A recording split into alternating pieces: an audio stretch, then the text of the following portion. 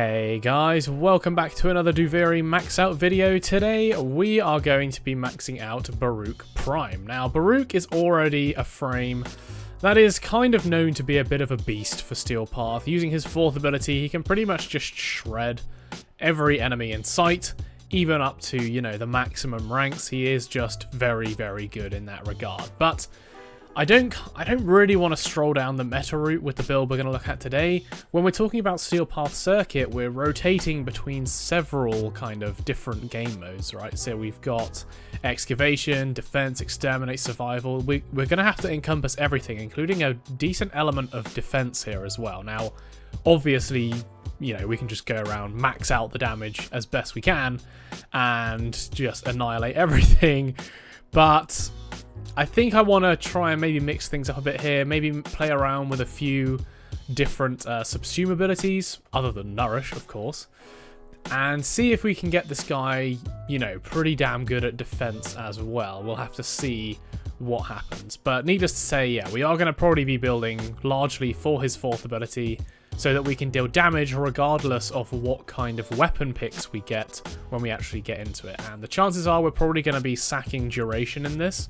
So we're going to need to look for subsume abilities that are going to benefit range, strength, and efficiency and not rely on duration. So that's going to be interesting, but yeah, we'll see how that goes. So I've also picked out the 3 weapons here that we got to do. So Tenet Grigori is the last Tenet/Kuva weapon that we need to max out on this account. So this will be the last time you see a Tenet weapon on my melee, probably. Furis, this now has an Incarnon upgrade on it, so I'm going to be using this. We've already maxed out all of the Kuva and Tenet secondaries, so there's no more of those to do. And then for primary, we are using the Tenet Tetra, which, although it's, you know, not crazy good, it's decent enough, I guess.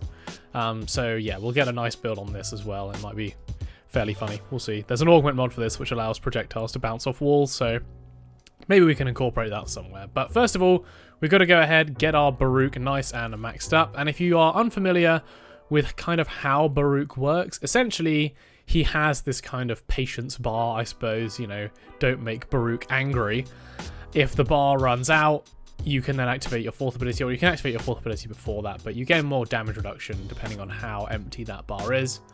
And then, yeah, you can use your Serene Storm to just totally annihilate everyone. And we're going to be using our 1st and 2nd ability to do that. I haven't decided, actually, which of these I am going to be replacing. I'm actually leaning towards Lull. Usually I would replace Elude, because you can use Lull to very, very quickly build up, well, not build up, but reduce your kind of restraint.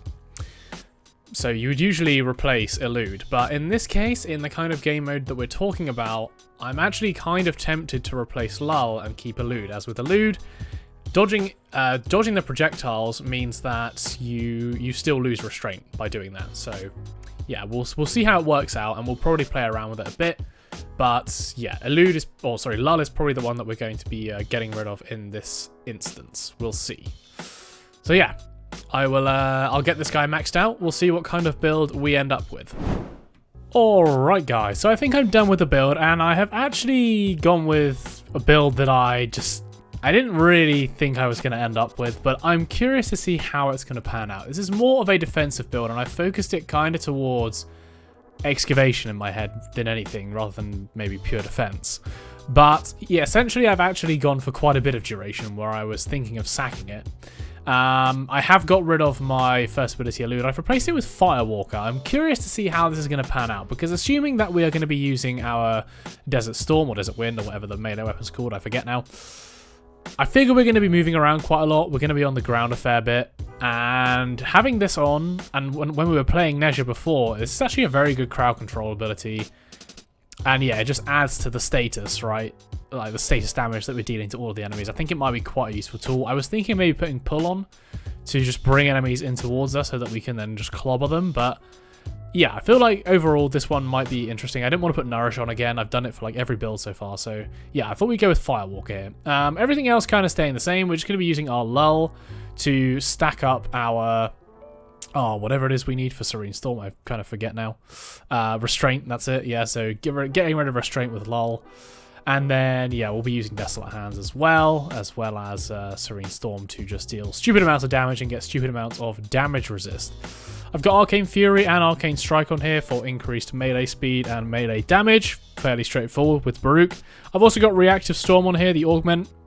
That's going to provide us with even more status chance, and it's going to allow us to match whatever status we're you know, for the enemy that we're against. Whatever they're weakest to, we are going to be dealing damage on. So yeah, that's a pretty good mod for this, not gonna lie. Everything else geared towards keeping a decent level of strength, duration, neutral efficiency with a decent amount of range still.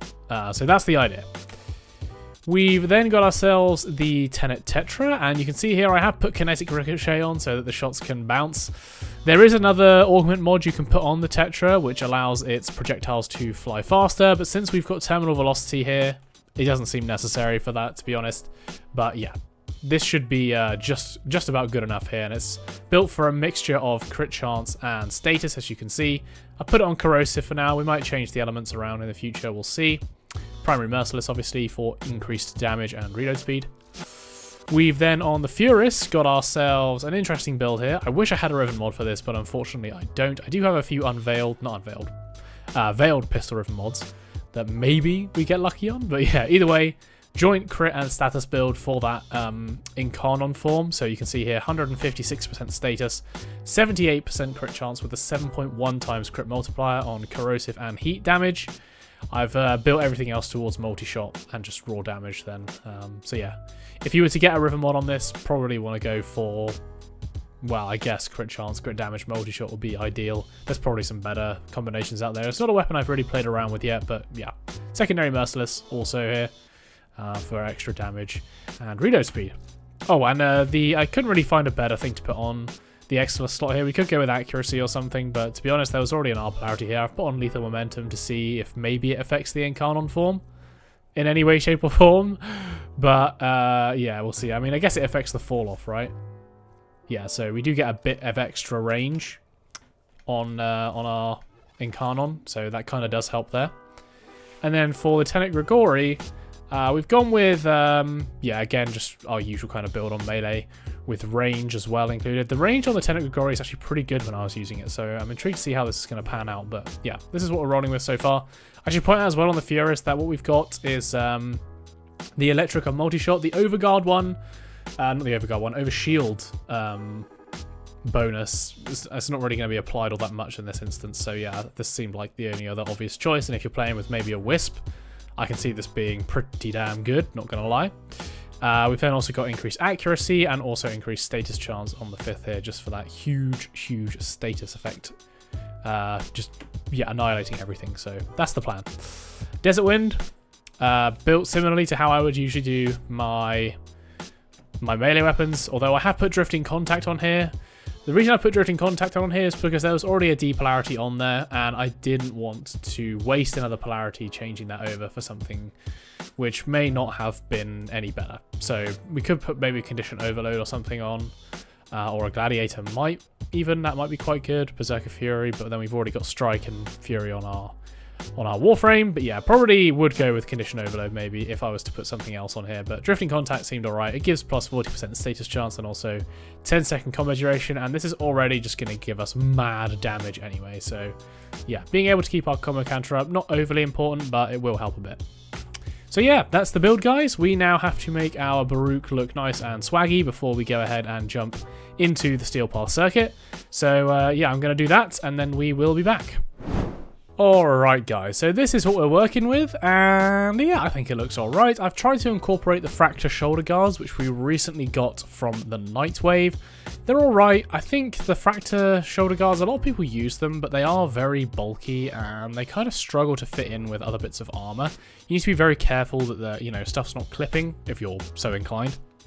So we've gone for the Vitala chest plate and ankle plates here, as the Vitala chest plate kind of sits quite comfortably in between this. It doesn't clip too much, and yeah, it's fine there, and it looks pretty nice. It's got some animation on it, and it fits quite well with the skin outline. I haven't actually gone with any sigils on the front or the back, but in terms of let's see, the Syandana, I've gone with the Imperator Syandana, as again, This kind of fits quite nicely in between the two guards. It doesn't clip too much. It's kind of in keeping with the robe that Baruuk's already got, and it's actually a very cheap signed armor. If you want to get your hands on it, it's only 50 platinum to buy.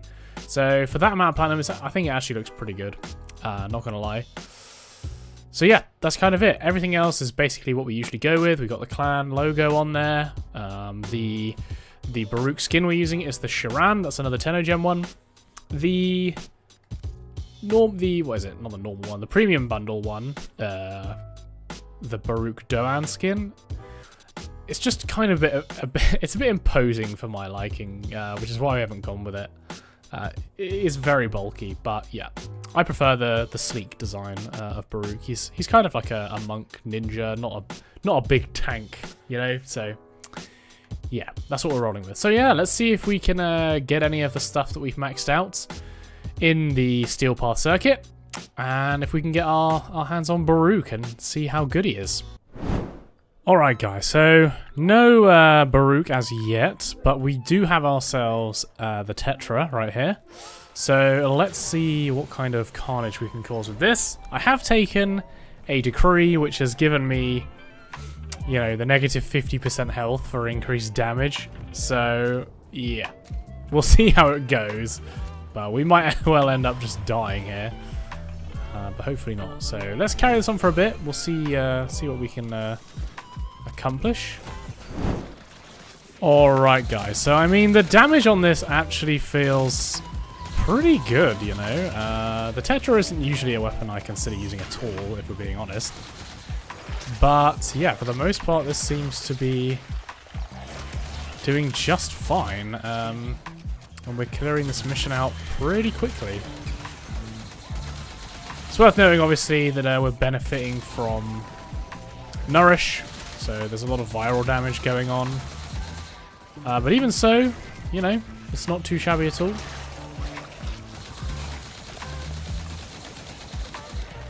Let's strip the armor there, I think.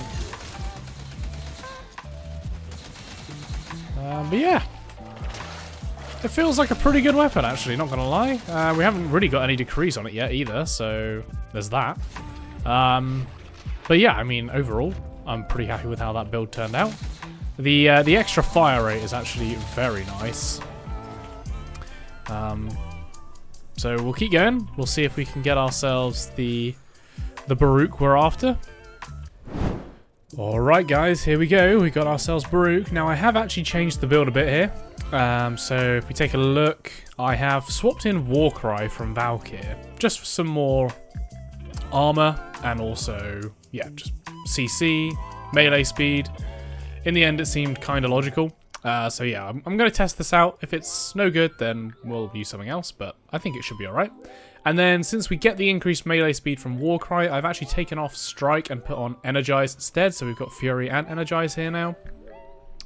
Nothing else has changed on the build, so if we, yeah, stick with that. See what weapons we get. Nothing too fanciful there. Plinks here, we've done that one in a previous episode. Also the Kuva Kraken. Maybe we'll take this one instead, actually. Yeah, I've used the Plinks quite a lot in this, so we'll take that. No melee weapon here that's going to be of any use to us, so let's just take some random stuff right here. And we're looking for any kind of melee attributes or close contagion. That's good enough to start with. So yeah, let's get going, guys, and see just how far we can take this, or if it even works for us. So yeah, I'll catch you guys in a second. Okay guys, so before we go ahead and just show all of the melee killing carnage, I thought it would be worth just showing kind of what I was going for with the build I've gone with for the kind of defense missions and also this excavation type mission. So as you can see, we can very easily defend here using our second ability. The enemies are just going to stay asleep and we don't have to worry about dealing or having any damage dealt to this. The only problem we have, obviously, is that we need to be able to get kills in order to spawn in the cell carriers. But if we choose our targets correctly and, you know, time things well, we should be able to do this very easily, even at the super high levels. So yeah, I'm not really worried about that at all. So yeah, we'll keep going. I'm probably going to do, let's do maybe 2 rounds And then maybe we'll do like the second or third round defense and show that off. Might be an idea. So yeah, I'll see you guys when we get a bit further in. Alright guys, so we're coming on to the tier 2 exterminate here, second time around. So let's go ahead, see what we get. Critical melee hits grant plus 50% crit damage, that sounds interesting. Let's run with that. I'll go ahead and do what I usually do, pick up all of the decree fragments first. From how this has been going so far, I mean, it's been pretty easy, I'm not gonna lie. Also, where is this thing? It is under here, right? Yeah. I think the one thing maybe that I'll change, I'm thinking of maybe just putting strike back on, to be honest. Because even with Warcry on, it is still a bit slow, and also the duration on the Warcry isn't as long as I would perhaps want. So that might be something we change, but it's still very good and it helps us stay alive. Let's go with this guy, I think. Right.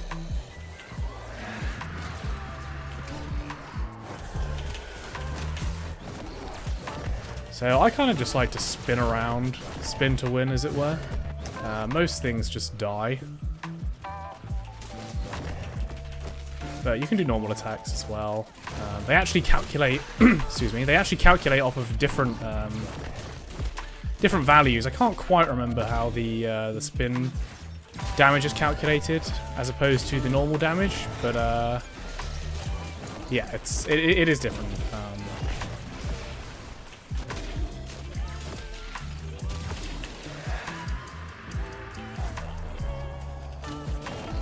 But as you can see here, you know, Vor even is just going to melt in a second after he takes so many hits. There we go.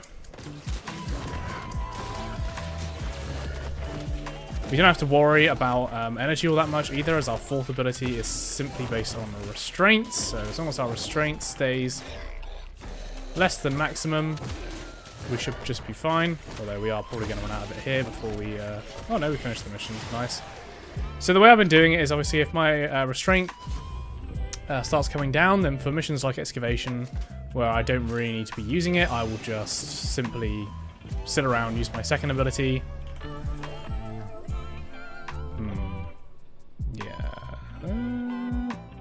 Royal Wrath, actually, yeah, that's a good one.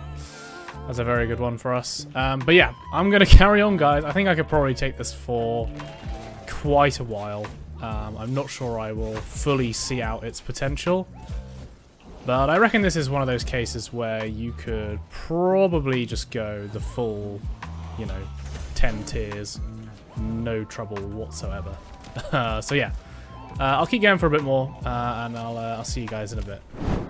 Alright guys, so I just thought I'd show, we are, you know, still going. So stage 12, this is the third tier exterminate. I mean, literally, it doesn't really matter now, I guess. We could probably just stop collecting decrees now. I think we've probably got enough. I do need to make sure that my restraint continues to go down, though. Let's have a look around for these decree fragments. There's still a few, actually, that I'm missing. I still haven't got double status damage. I haven't actually had any corrupt ones come through yet, which is kind of a bummer. Although I'm not even sure I'd want to take the corrupt ones at this point. I feel like they would hinder me more than they would benefit me, but you know, whatever. More crit damage. Cool.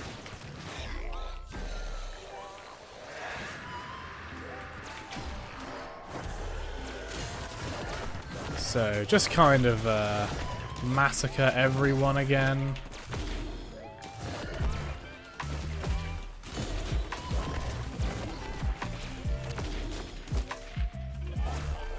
The one thing that does prove a bit of a challenge sometimes are the Eximus units. They have a bit more resistance than the other enemies, who I hit sort of, you know, upwards of 17 million on sometimes.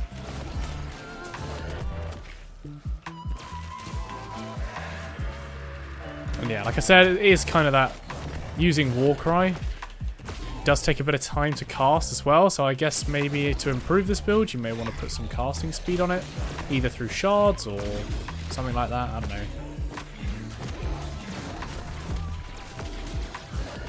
Oh dear, that was pretty instantaneous. Are we going to be able to get up from this? I think so.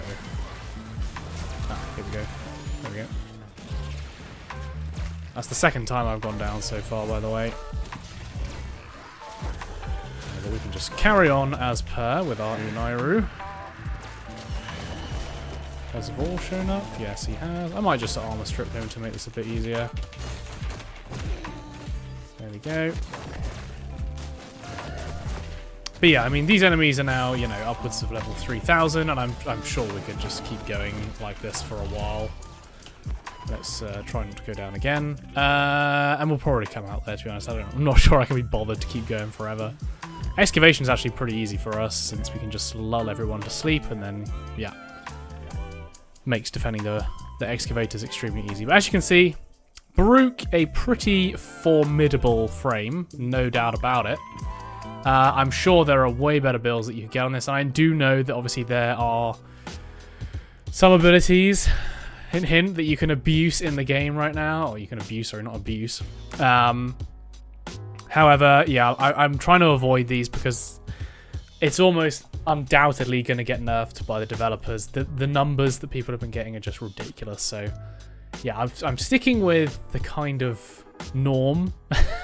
If it looks like the crazy stuff is going to be in the game for a while, then maybe we'll do some builds based around it, but for the most part, yeah, it's not really worth it. But yeah, hopefully you guys can at least see that Baruuk is an absolute monster, there's no doubt about it.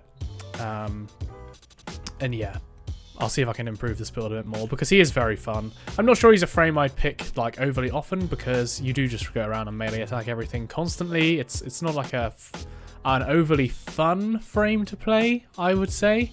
But in terms of damage and durability, he is probably the best we've tested so far. Of the frames we've maxed out, Baruuk can go the furthest. There's probably no doubt about that. So yeah, if you guys have any suggestions for frames you would like to see in future videos, bear in mind that we are starting with the primed frames first and moving forward from there. So leave your suggestions down in the comments below. We take weapon suggestions as well. Otherwise, guys, if you did enjoy the video, please leave a like and subscribe, and I will catch you in the next one. I'll see you later, guys.